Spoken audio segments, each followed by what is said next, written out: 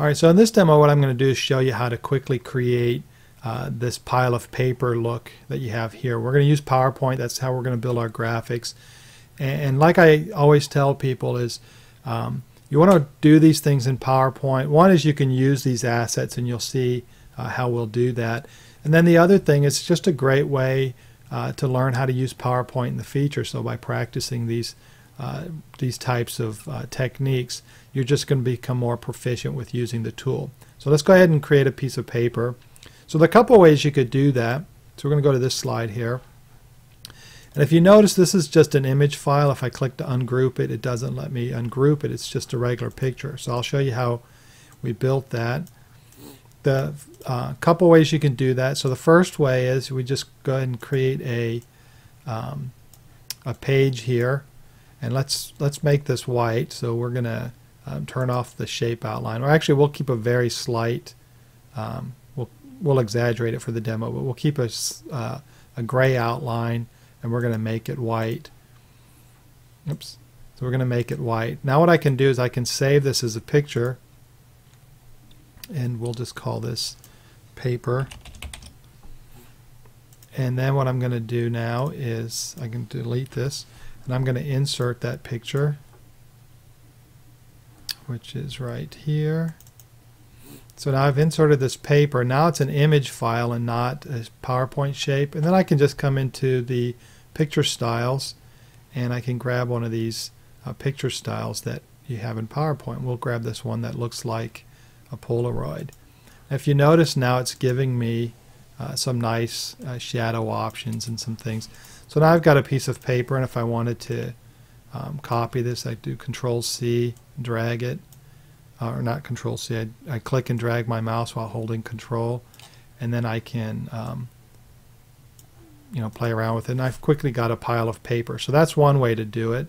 I'm going to show you the other way. So we're going to go ahead and duplicate this slide here, and let's delete that. So we're going to create another shape, again just that looks like a piece of paper.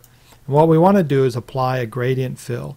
So what we want is white up here, and then we'll do a slight gray, and then we'll do a slightly different color border just so the darker part stands out. And then you can play around with the colors if you want to in your own.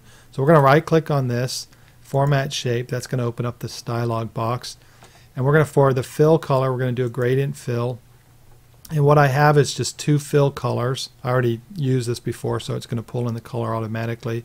So what I did for the top colors, I'm just using white, so just plain white. And then for the bottom color, I'm using this 15% darker white. But you can play around with the colors if you want. If you click on more colors, then you can make it a little lighter. And then on the line, what I'm going to do is I'm just going to choose a color in between. So I'm going to choose this color here in between. And what that does is this lets the bottom part stand out just a little bit, and you can see the white stands out. You get a very slight border. Now what we want to do is just apply a shadow to this.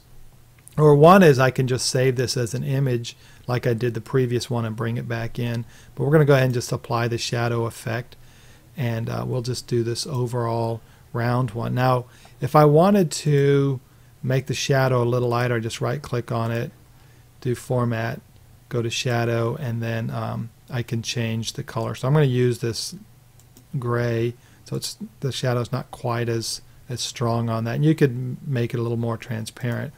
And then all I have to do now is copy this by Control and click and drag, and then we'll just move this around a little, and then we'll make a couple pieces of paper. And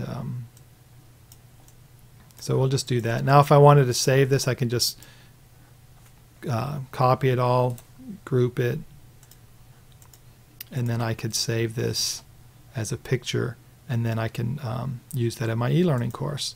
So that's how you'd create paper. So there's two ways to do that. One using the default settings in PowerPoint 2007, and the other is just to build those and then save them as images.